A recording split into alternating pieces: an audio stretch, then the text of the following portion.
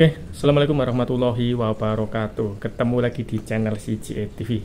Channel selalu mengedukasi masalah-masalah yang panas antara Indonesia Malaysia, masalah TKI Malaysia, dan info-info yang positif untuk TKI yang bekerja di Malaysia ataupun yang bakal calon TKI yang mau masuk ke Malaysia. Oke, aku ucapkan selamat datang yang baru bergabung dan yang sudah bergabung, sudah support, sudah mendukung channel ini. Aku ucapkan ribuan terima kasih. Tanpa dukungan kalian, channel ini tidak akan bisa berkembang. Dan buat yang belum subscribe, silahkan subscribe dan tekan tombol notifikasinya biar kalian tidak ketinggalan info-info dari channel ini, guys. Oke, di sini aku akan menanggapi satu komen dari teman kita dari Indonesia. Dia marah sama aku. Minta maaf, kemarin ada yang komen, "Bang, jangan bicara bahasanya diperhalus, jangan bicara aku, bicara saya." Oke. Di komen dari teman kita dari Indonesia, dia komen, dia marah sama saya. Dia bilang, "Kamu salahkan Pati, kurang ajar, jangan salahkan Pati karena Pati adalah korban dari agen yang tidak bertanggung jawab." Nah, ini kita perlu bahas.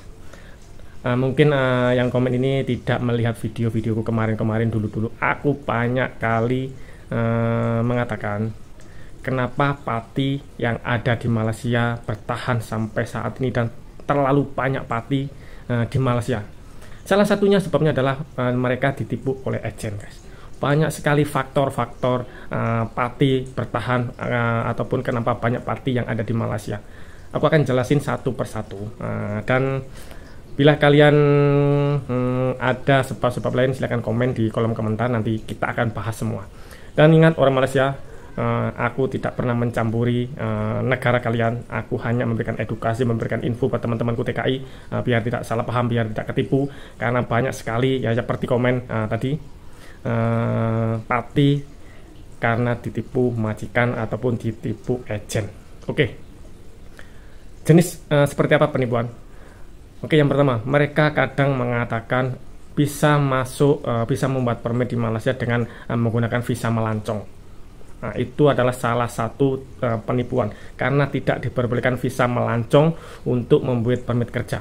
Kalau kalian melancong hanya untuk melancong, tidak boleh membuat permit karena itu memang menyalahi undang-undang. Yang kedua, kadang agen ini katanya nanti di Malaysia ada pekerjaan, ada majikan yang mencari pekerja, kemudian ikut jalur belakang, nggak tahulah jalur apa. Kemudian kalau sudah masuk ke Malaysia, di situ agennya sudah menghilang, sudah tidak bisa dihubungi, disuruh cari kerja sendiri. Jadi itu juga jenis penipuan. Kemudian ada yang sengaja masuk mengikuti jalur-jalur lorong-lorong tikus, itu sengaja untuk mencari pekerjaan. Ada juga seperti itu, sengaja, bukan ditipu tapi sengaja masuk mengikuti lorong-lorong belakang. Ada juga. Kemudian lari dari majikan. Banyak sekali kasus-kasus pekerja yang lari dari majikan. Sebabnya banyak sekali. Sistem gaji. Oke, secara logika kita berpikir seperti ini. Bila kita bekerja di satu company atau PT, kemudian kita nyaman, gajinya oke, lancar, nggak ada tunggak-tunggakan, nggak ada gantung-gantung, PPI adalah alat keselamatan kerja, semua ditanggung. Karena itu adalah tanggung jawab majikan, tanggungan majikan semua. Dan kalau semua itu oke, nggak ada masalah, aku yakin pekerja tidak akan melarikan diri dari majikan. Dan bila ada yang melarikan dari majikan, lari dari majikan, itu mungkin ada masalah di dalam company tersebut. Mungkin dari segi gaji, mungkin dari segi majikan, ya macam-macam lah. Jadi aku akan memberikan satu contoh di tempatku kerja. Masalah sistem gaji.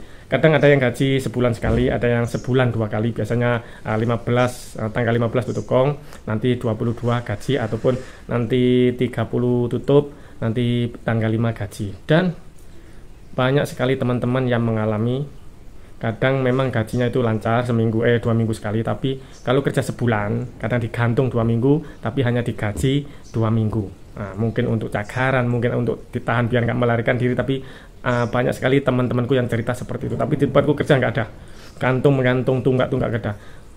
Tanggal sekian otomatis masuk ke rekening masing-masing, ke bank masing-masing. Jadi semua PPI, semua alat-alat pekerjaan, keselamatan di tempat kerja itu semua ditanggung majikan.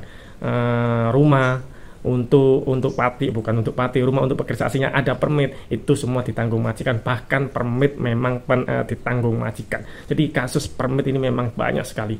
ada sebagian company yang besar-besar untuk menggratiskan permit, karena itu memang undang-undang digratiskan, itu adalah tanggung jawab pekerja. Tapi kebanyakan teman-teman memang bayar sendiri, ada yang mahal sampai 4.000, 5.000, 6.000, tapi harga sebenar permit nggak seperti itu. Tapi memanglah kalau kita ikut agent, agak-agak lah kalau ambil keuntungan upah tuh agak-agak, jangan sampai 2 kali lipat, 3 kali lipat. Itu banyak sekali kejadian-kejadian seperti itu, bukan mengikuti standar ataupun bukan mengikuti harga sebenar permit.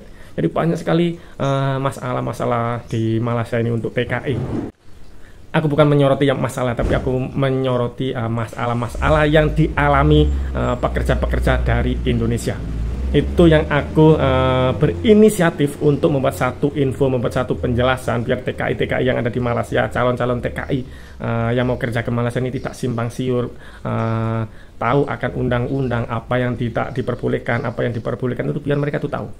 Dan masalah pati, yang kita kembali ke masalah kenapa banyak pati, karena aku perlu menjelaskan yang komen tadi, yang benar-benar marah dari komen itu, marah sama aku. Marah, aku bilang kurang ajar kamu nyalain Pati karena Pati memang ditipu oleh agent. Ya itu banyak, aku sering membuat video-video seperti itu, penyebab Pati, banyak Pati. Dan yang paling kuncinya, bila Pati tidak diberi pekerjaan, aku selalu mengatakan seperti itu, mereka tidak akan bisa bertahan sampai lama. Mereka pasti akan balik ke negara asal mereka.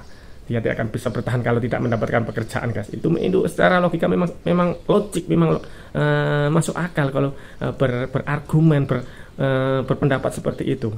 Kemudian aku sarankan buat calon-calon TKI, bila ada agen yang mengatakan, tapi ini dengar-dengar untuk pembantu rumah sudah buka dan peladangan sudah buka, betul atau enggak aku enggak begitu paham, tapi dengar-dengar di medsos memang ada kabar seperti itu. Tapi untuk di construction, perkilangan, di sistem-sistem kerja yang selalu dibutuhkan teman-teman kita itu belum buka, guys. Jadi kalau ada agen yang mengatakan Malaysia sudah buka, ayo masuk melalui melancong, buat bisa melancong, kita melancong masuk ke Malaysia kemudian nggak balik bekerja, itu jangan sekali-sekali kalian mengikuti cara seperti itu, karena mereka tidak akan bisa membuatkan permit. Kalaupun ada, hanya aku pernah bincang dengan seseorang, katanya bisa mas, membuat visa, mengikuti visa melancong, bisa membuat permit. Aku rasa itu nggak bisa. Dulu mungkin bisa untuk rumah tangga, tapi sudah tidak diperbolehkan kalau nggak salah tahun 2023 atau 2022 aku salah. Tapi untuk saat ini memang tidak diperbolehkan, dan aku rasa pihak dari kerajaan Malaysia fokus untuk RTK kemarin.